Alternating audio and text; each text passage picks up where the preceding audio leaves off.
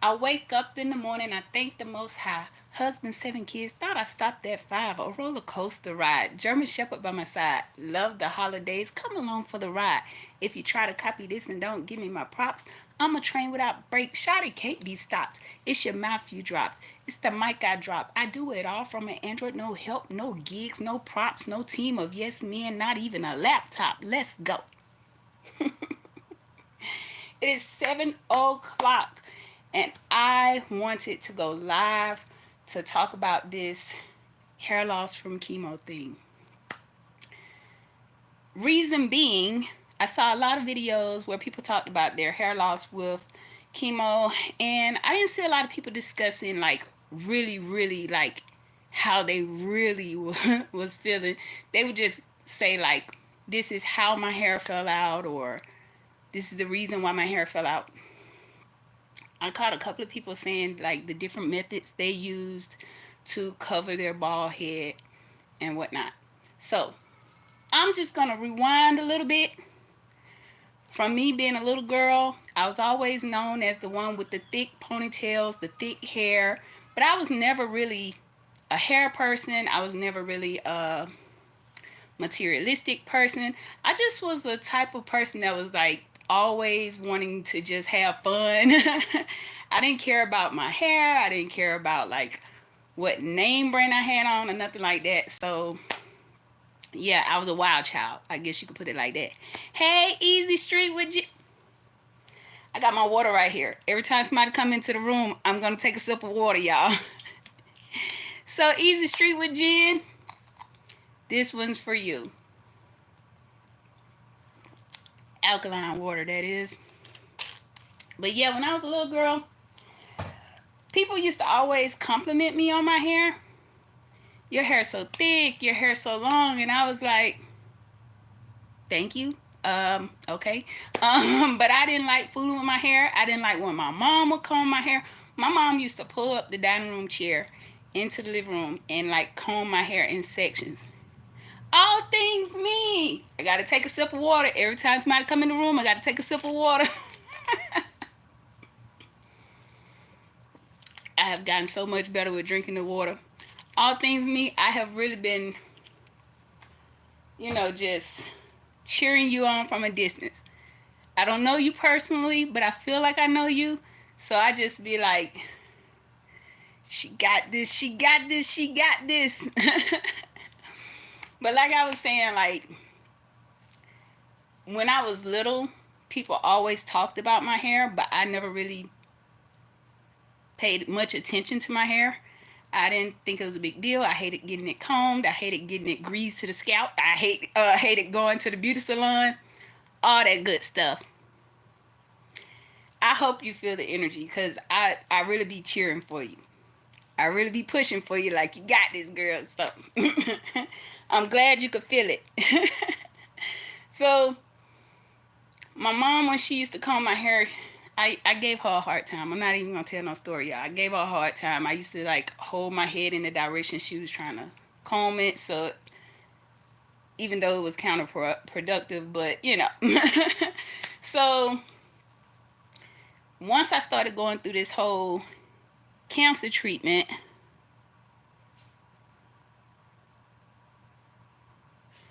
hold up, I gotta look. Do I need to take another sip of water? Is there somebody else in the room, y'all? You had it getting corn. Oh my goodness, I hated it. I hated it. I hated it. I gotta take a few sips of water because I got a few people in the room, y'all. So here goes. I'm getting better at drinking my water, y'all. I promise y'all, because when I was in the hospital, I drank tons and tons of water. But I hated cornrows too. But I like the style of it. I just hated getting it done. You know how you feel like they almost done, and then they do that last little part, and they got like 2 more to go. And you be like, whoa! I should have asked for some fatter cornrows or something. I should have asked them to do it a different way because I feel like you just pulling my scalp right now. That was me. I hated getting my hair combed. However, the reason why I wanted to do this video so bad is because I wanted to tell people you have to be very careful with how you compliment others, because I was always complimented on my hair, and it seemed to become like a part of who I was, even though I didn't really care about my hair. People would say things like, "You better not cut in your hair," or "You better not let nobody do your hair," uh, you better not dye your hair. Don't start putting all that stuff in your head. Now, people who didn't like my hair being so thick, they wanted to perm my hair. They wanted to flat iron my hair so bad. They wanted to straighten it so bad. And my dad was a stickler on, don't let them folks in your head. He did not like everybody being up in our hair. I'm going to say our because me, my sister, and my brother all have thick, curly hair. And you have some people that, even though we were young, some people just, they didn't like it because they didn't have that texture of hair or something. So that's a whole nother story. But as I started to grow, RX Nails is in the building. I gotta take a drink of water. As I became a teenager, I wanted a style. So I went and got my hair cut in like a bob. Then I tried the whole finger wave thing. But I couldn't do the finger waves the way I wanted them. I wanted them retro style where my hair would be cut super short and get the waves. My daddy was not for it. You're not cutting off all your hair. So what I had to do was get the finger waves at the top and let my hair hang at the bottom. That was the only style that he was okay with, or French rolls, because I still had my hair. But it was something about getting the perms and the spraying the spritz on top of just getting a perm. I just couldn't do it. I would watch other people in there do it like it was nothing, and they would actually come back like every 2 weeks or so to get their hair done. Tamika Davis. I can't see the bottom name. McCoy. I gotta drink two sips, y'all. Thank y'all for coming into the room. That's one. That's two. So my dad, my mom, she was the type where she wanted me to always look decent and in order. So my dad was the type where he did not want just anybody touching our hair. He used to always tell me and my sister especially, like, don't just let anybody do your hair. Go to somebody who's going to listen to you. If you say you don't want it cut, don't let them talk you into cutting your hair every time you go. Because if you have to get your hair cut every time you go, that means they doing something wrong. So I grew up with the whole, you got thick hair, you got such long, pretty hair, don't let nobody touch your hair. Meanwhile, I'm hanging in trees, jumping fences, not even caring about my hair. Then as I got a little bit older, into my like late teens, early 20s, I started wearing braids all the time because I realized I ain't gotta comb my hair. So I started getting the Poetic Justice braids. Ever since the movie came out, Poetic Justice, I was rocking the box braids and the cornrow braids. Y'all, when I tell y'all that was the best time of my life, because I did not have to fool with my thick hair on wash day, combing it, having somebody else comb it. It was just too much. So now let's get down to the nitty gritty. Gotta take another one. Can y'all please welcome each other into the chat? Because I can barely see. Barely. Y'all remember that girl when she said that? I'm legally blind. They say you can't see. She said, barely. So, as I got a little older with the box braids and everything, I started actually loving the fact that I didn't have to comb my hair all the time. Fast forward. get diagnosed with cancer, chronic myeloid leukemia. So I started taking Sprycel. That was the TKI that I was on when I was telling y'all that my hair started getting real brittle and started just kind of breaking off when I would comb it. It would break off kind of like at the ends of my hair or the middle of my hair.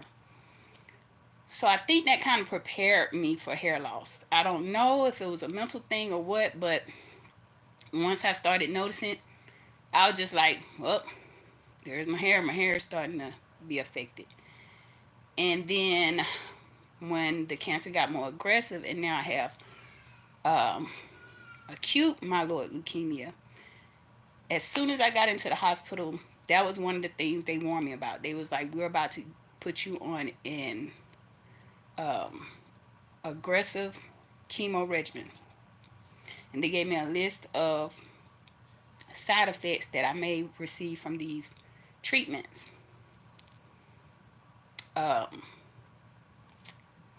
What were some of the side effects?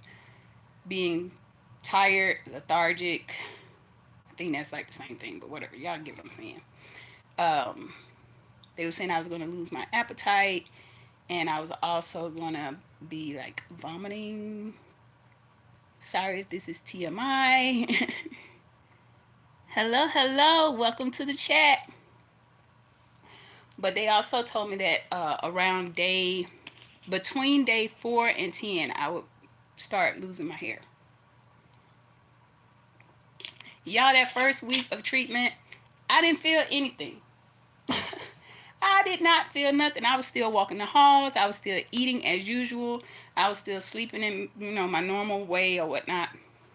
It wasn't until that second week I got into the shower. I want to say this was day 14 after starting chemo.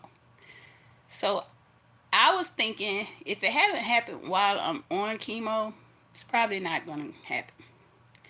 I got into the shower and I started just pulling out like clumps of hair. And I was starting locks at the time. So I was like, well, the lock's not coming out. So where's the hair coming from? Y'all, the hair was coming from my scalp all around the locks, but not the actual lock. Okay, get out the shower, put on my hospital gown and everything. Hair on the hospital gown already. Y'all, I tell y'all, I was like, now I'm not finna get in this bed and have hair all over the bed, all over the pillowcase. I just wanted to take control. I just didn't want to feel like just everywhere I go is going to be hair, or every time I rub it, it was going to be hair. I just didn't like that feeling. So I told my nurse and my tech, hey, I want to cut my hair. Is there any way I could do it? The tech, I think she was happy to cut my hair. Remember what I told you, what my dad said. Some people are happy to cut your hair when they see you got thick hair. But she came in within 5 minutes with the clippers. And she asked me, she said, you want me to cut it low or you want me to cut it all the way down? I pulled my hair again just to see, just to make sure where it was coming from. And it was coming from the scalp. So I was like, just cut it all off. Just cut it all off. And I knew it was coming. But when she started cutting, I started thinking to myself, maybe I should have cut it myself. Maybe I should have cut it. So in the middle of while she would cut my hair, I said, can you put my hair in a bag? Can I put my hair in a bag? Because she was just a little excited about cutting my hair. I was like, I don't know. So she started putting my hair into the bag and everything. And after I saw my hair all over the place, the one thing that I kept thinking was, how is my family going to accept me? I no longer have the thick, curly hair. I was known for having a lot of hair. I was known for being the girl that had a lot of hair but hated taking care of my hair. And all my hair was gone. I was just starting locks. Y'all know I was just starting my hair journey. And thank y'all for speaking to each other in the chat. Thank you for praying for everyone. Yoski. Did I Let me see. Did I cry? Surprisingly, I didn't. I did not cry. It just had me like thinking too hard in my head. Like I was thinking about what other people were going to think of me, how other people would perceive me. Because once it was cut, my headache was gone. I forgot to mention that. 2 days before my hair started shedding real bad, I had the worst headache. They had to give me, first they tried Tramadol, and then they gave me oxycodone, I think it was, or oxycodone, something like that. It knocked me out for like a whole day. I couldn't do anything. But that was the best that they could do to get me comfortable because my head was hurting so bad. But now that I look back on it, I knew that was you.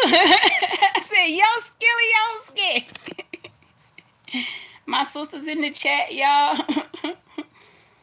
I can't hardly read some of the print because it's so small. Y'all know I got bad eyes. Don't play. Yeah. Thank you. So, to answer your question, I did not cry, but I started thinking heavy about what other people would think of me. I started thinking of how every time a female would get mad with me, every time a female of my race would get mad with me, the first thing they would say is, B, I cut all your hair off because you think you cute. It would be over something simple. And the first reaction they would have would be that they want to cut my hair off.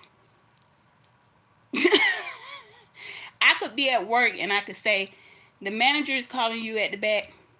What you say to I should just cut all your hair because you think you cute. So I grew up with that though. So by the time I got older, it didn't affect me the way it did when I was a kid. I used to have people in school tell me that they would cut my ponytail off while we were sitting in class. Because my mom used to have me with like 3 long ponytails down my back. And I remember going to my mom one day and asking her, is there any way you can like put my ponytails in a ball or something? Because every time somebody don't like me or something, the first thing they holler is that they want to cut my hair off. And it's funny how some of you guys always compliment my smile. Growing up, I was told that I had big teeth. I had horse teeth. This was after I had braces. So it was like, but now that I'm older, it hit me. My childhood kind of hit me again once my hair came out and I went ahead and just had them to shave it off. I will say I didn't cry, but I had thoughts in my head of how I was treated by me having the thick hair, the long hair, the long ponytails. And even when I would take my braids down, sometimes when I had braids, I would have people telling me, you need to straight out, you need to flat iron it, you need to go to the Dominicans and let them do something with that because it's too much. I bet your hair would be pretty if you just straighten it out. And I hated that. I hated hearing it. I hated actually going through the process of that because I've done that before. And it seemed like they snatch your hair, they pull it real hard, and you can smell your hair burning. And when my hair all came out, y'all, when I tell y'all, within the first 30 minutes, I had that little moment of seeing and feeling how I felt as a child. But then after about 30 minutes, I'm telling y'all the truth, after about 30 minutes, I felt free. I finally felt free. I was not tied to my hair no more. I slept better. I just kept rubbing my head. I kept looking at myself in the mirror. Not like before. Usually I wouldn't even really pay my face much attention. But once I lost my hair, it made me pay close attention to my face. It made me pay close attention to how I was thinking, because here I am 44 years old and I was thinking about the things that was said to me when I was a child. Did somebody just have some type of therapy moment without even knowing it? I was like, bring it back a little bit. Because I started thinking about how people would tell me, like, about my hair was so thick. People who loved my hair would say like, "You got thick, pretty hair. You got such long, curly hair, and I wish I had hair like that. That's some good hair. That's some good hair." And then you have some people that would tell you like, "I cut all your hair off. You just think you cute because you got a lot of hair or whatever." You would have people tell you you need to perm your hair. You need to straighten your hair because your hair is too thick. Your hair is too nappy. Um, so within 30 minutes, I went through all the emotions like a roller coaster. And when I tell y'all, after a few minutes, I actually liked my bald head. I actually liked it. The headaches were gone. I was kind of feeling myself a little bit. Like, I was liking it. I know y'all see me going to the clinic and stuff with my bunny on, but that's because I'm still dealing with like, how do other people perceive me? And this month, I'm going to make it my business. Since this is Blood Cancer Awareness Month, I'm going to make it my business to try to go out a few times without a bunny on, without a scarf on, or anything. Today was my first day wearing a wig. I'm going to let y'all see my wig. Today was my first day wearing a wig, and I didn't like it at all. It felt like a hat. It feels like a hat. And I don't think this is my little wig, y'all. And it came so like bulky that I actually had to like trim down the sides and kind of trim it down a little bit. Y'all like my wig? Thank you. So today I wore a wig and I didn't like it. I kind of like my bald head. So I don't think I'm going to wear a wig or a bonnet or whatever tomorrow because this just feels like a hat to me for some odd reason. It just feels like a hat. You love it? Y'all like the wig? Y'all think I should like keep it keep it somewhere just in case I want to pop it on one day? No, it's not glued on. Y'all want me to take the wig off? I couldn't do. I don't know how to do all that. I don't. I'm not a hair person. If y'all want me to take my wig off, put up an orange heart and I just take it off because it's not tied down, it's not glued down or anything like that.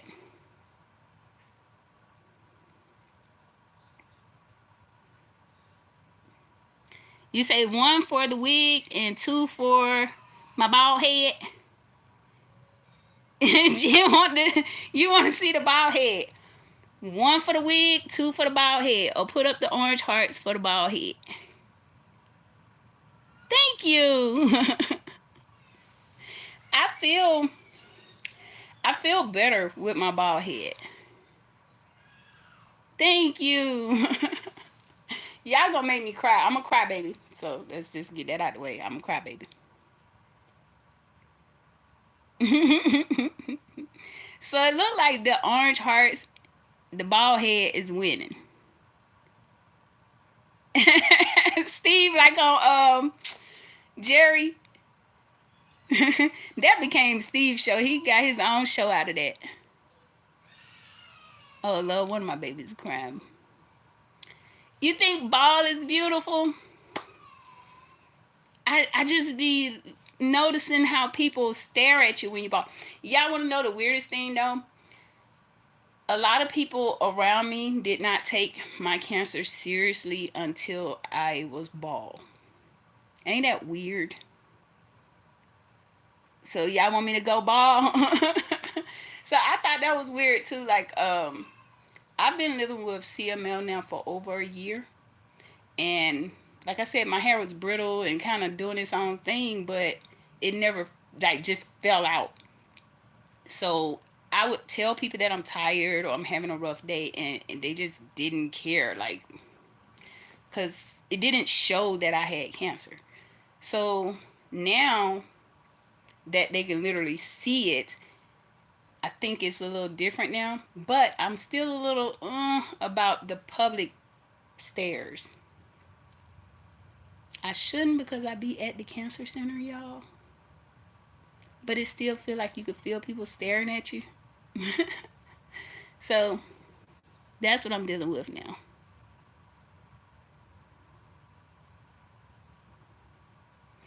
Yeah, you can't tell when people don't, but it just kind of hurt my feelings because sometimes you feel like when you're around your close people, you should be able to just tell them like I'm having a bad day, I don't feel good, and they should just take your word for it.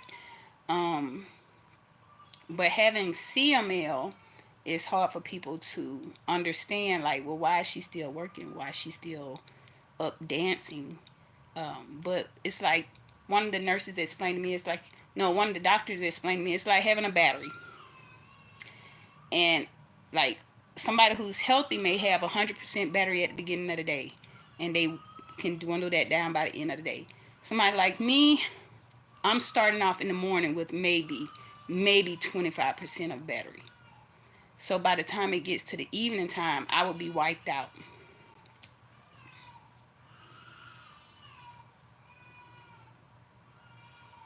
Okay. Enough of the talking, y'all. I am going to take off my wig because y'all have made it very clear that y'all want to see the bald head. And like I said, I do not have on. Maybe I should cover the screen or something. I do not have on like a what you call it, wig cap or a glue or something. I really just ordered a cheap wig and I put it on to see how I would like it. I was just trying it out today. Yeah, I think I like my bald head better.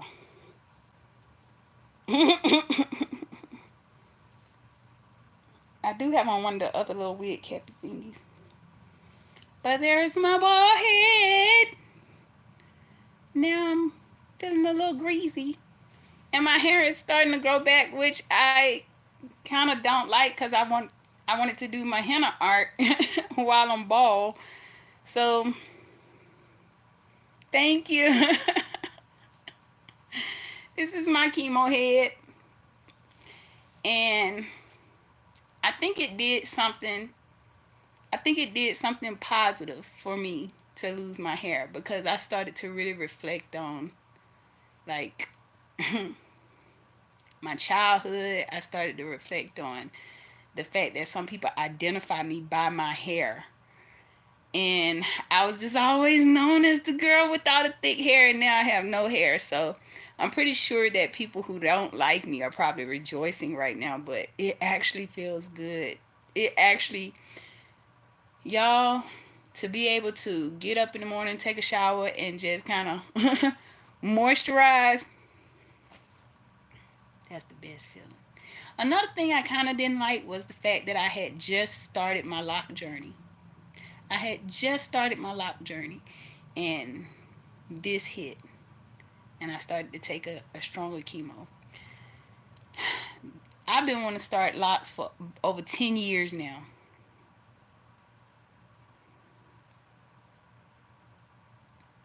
With the pantyhose, that's how my auntie used to do with the pantyhose under her wigs. And she had like a lot of wigs because she had like a what you call those styrofoam wig heads in her closet, and I used to go in her closet and play them. Yeah, I was that kid. I would play in your wigs, I would play in your makeup, and then I would go outside and probably ruin one of them because I didn't know it was like your church wig or whatever. So yeah, that was me. I was the kid that was always getting into something. But yeah, that was something that I noticed she did with the pantyhose.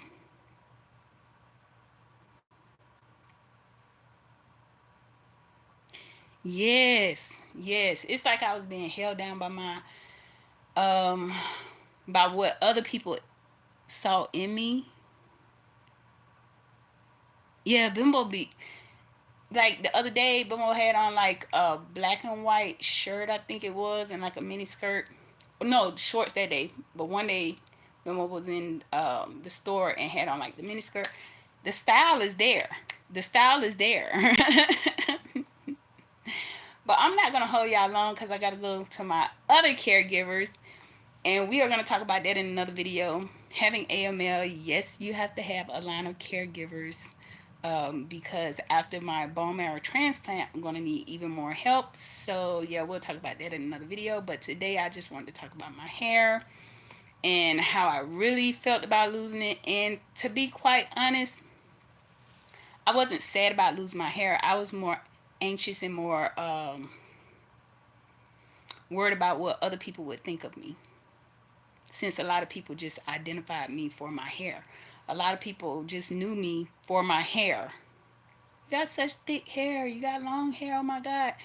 Some people that's all they would ever mention around me. Every time they would see me, they'll be like, "Your hair so thick. Your hair so thick.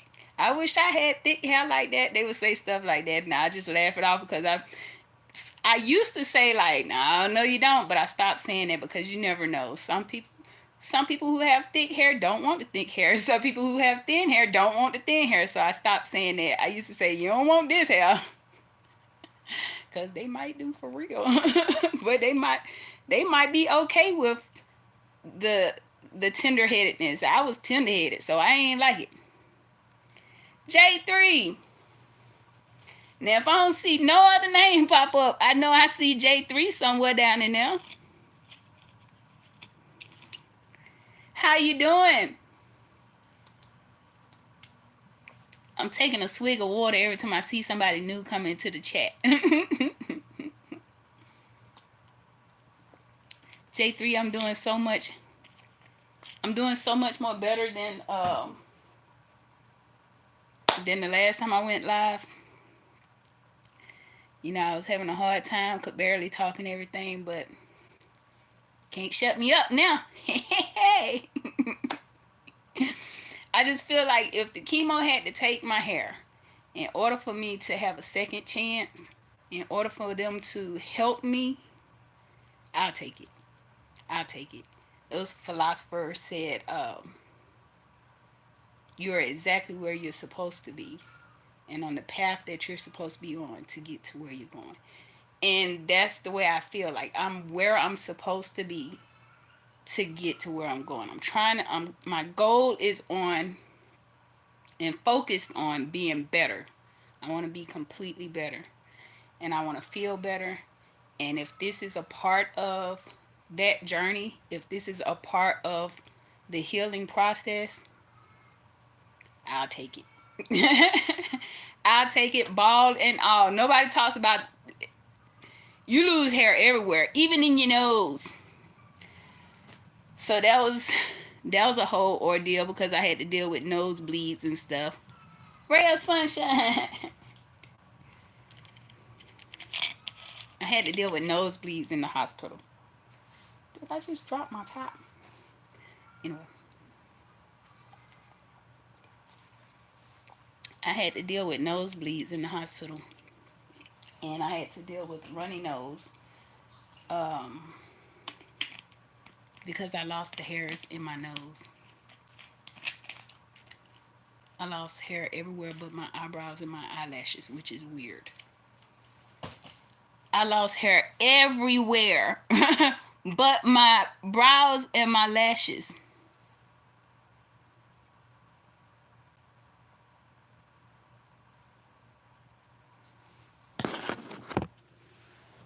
Look, I got to get all up close to read, y'all. My earrings. This is actually a whole pajama set. I love different pajamas. Look, I just got to show everything now. These are the pajama pants. But I love cute pajamas and I love like different earrings. Thank you for noticing. Thank you for noticing my cherry pajamas and my cherry earrings. I had to go ahead and take an early shower and everything because I have to go to my other caregivers now. Because I have to go back to the infusion room early tomorrow. So my caregivers have to share me. I just wanted to talk about the real feelings of losing your hair in chemo. I didn't want to seem all like pre-programmed or like commercialized or nothing like that. Just tell people the real, because if somebody else is going through that, they don't want to hear something fake. And then when they go through it, they're like, well, they didn't say this. You may have a moment where you start to realize that your hair is your identity to some people. You may have a moment where you realize, hey, I haven't paid this much attention to my head or to the shape of my head or to my face ever because I just been concentrating on my hair so much, or because I've been swooping it so much that I didn't even. Yeah, I did not know I had a mole in my head. I did not know that. I have a mole on my head, and I didn't know that until I was bald. Like I said, I always have had a head full of hair, so this is very new to me, but very refreshing. So the advice that I would give to anybody that may be starting some harsh chemo, first of all, everybody don't lose their hair. So don't get caught up in your hair. Don't do that. But prepare yourself for if your hair starts to come out. Prepare yourself so you won't feel overwhelmed. Prepare yourself to be okay with it. I was already okay with it because I had been on spray sale and my hair had already been shedding a little bit. But I was not prepared for the flashbacks. I was not prepared for thinking about what people told me as a kid. I was not prepared for that. I'm a pretty tough cookie. I was not prepared to be sitting there thinking like, oh my God, what is my grandma gonna say if she see my head? Like, y'all know how they get when they up in age. My grandma is in her 90s. She might say, oh Lord. Like, I started thinking about all of that. I started thinking about like, I don't even want to go through everything, but I prepare yourself to really look at yourself. Prepare yourself to start seeing how you see other people. I don't hear anybody talk about that. But when I looked at myself in the mirror, I started thinking about when I saw people go through cancer, how did I treat them when they had lost their hair or whatever? And I started thinking about people that I have lost to cancer. I started thinking about people who have fought and conquered cancer. And it will weigh on you a little bit. But my advice is just prepare for it so it won't hit you so hard. Prepare for what you might start thinking about yourself and about other people. Drink a lot of water. Tons of water. I personally like this water because when I was on chemo, this water did not taste bad to me. For some reason, the water that they were giving me tasted like pipe or something, like metal. I don't know why, but it did. But that one didn't. So drink lots of water. Speak positive to yourself. I see some people get angry or try to get like a little snappy when I say stuff like love yourself. Love yourself. Learn how to love yourself where you're at. Don't love yourself because of how somebody else see you. Love you for who you are and where you're at, especially if you have a goal. If you stay focused on a goal, you will be all right. My goal right now is health, healing. So if this is a part of it, if me being bald head for a little bit is going to get me to that healing, going to get me to that goal, I'll take it. If me having to walk in a hallway full of nurses, which I'm an introvert. A lot of people think I'm not because I'm on YouTube, but I am an introvert. I am a bookworm. I am a nerd. And I welcome that now that I'm older. When I was younger, it was kind of looked down on to be kind of a bookworm, like to be to yourself, like to play outside by yourself with sticks and stuff. But now that I'm older, I embrace that part of me. Yes, I love reading. Yes, I love sitting to myself. Yes, I love watching documentaries about elephants and alligators and things like that. Yes, I like learning about planting in a garden and how you can make things grow bigger and faster. I love all of that. But as an introvert, one of the hardest parts about being in the bone marrow unit for me was walking in the halls, because they tell you to walk a mile a day. I used to try to pick the times when the hallway is less crowded because I am an introvert. I did not like walking through the halls with Shaka Khan, my IV pole, y'all know, and having to walk through groups of doctors and nurses when they're doing their rounds or when they are changing shifts. I would be like, excuse me, excuse me. So another piece of advice I got to give to anybody would be, if you're like me and you kind of like being to yourself and you don't like being like in crowds or feeling like you're in the way of somebody else, find the times when nobody's in the hall. Personally, I started to like really, really early in the morning before shift change, like maybe 5, 6 in the morning. And in the evening at about 10 o'clock at night, nobody's in the hall. Sometimes the lights are even dimmed down a little bit and they may have a couple of lights on just so it won't be dark, dark. Find a time when hardly anybody's in the hall but some of the nurses back and forth. But the doctors are not doing rounds. People are not coming up visiting and all of that. Let your nurse know, hey, I want to go walking when the halls are clear. Sometimes your nurse will even come and tell you, like, there's nobody in the hall right now. You might want to go do like maybe 2 or 3 laps right now. If you got a nice nurse and they're understanding. If you got a mean nurse, of course, they're going to be like, you don't want to walk now? And you're like, no, because there's too many people in the hallway. But when I would walk in the hallway, I was wearing my bonnets. And then one day I caught myself. I was like, this bonnet is hot. Okay?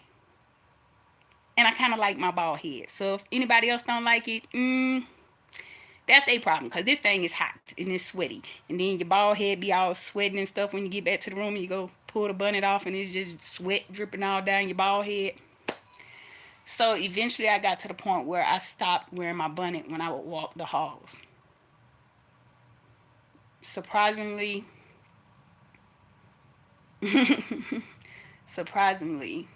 nobody cared. So it was all in my head. So it'll all be in your head. If you're thinking too much about it and you're thinking other people are paying attention, it's because that's what you're thinking.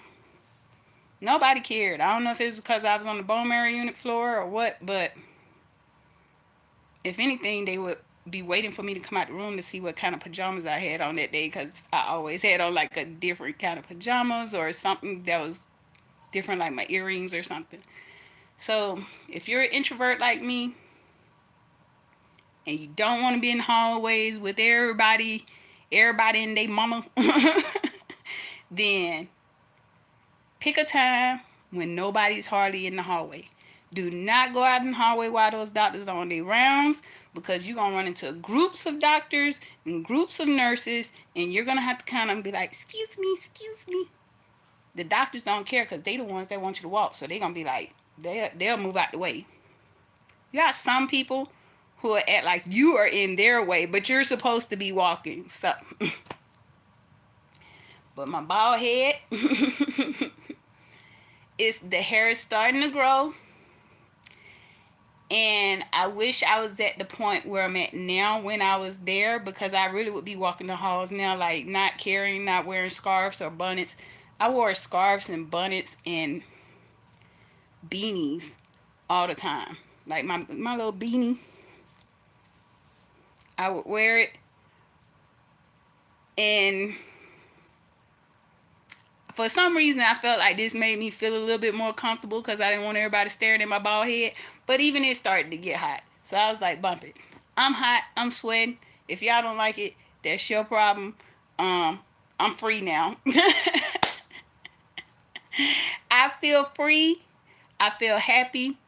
No, I didn't cry. No, I was not sad. My only concern was, how are other people going to accept me? How's my family going to accept me? I'm like the little one, the little skinny girl with the big ponytails with the thick hair, and now I have nothing.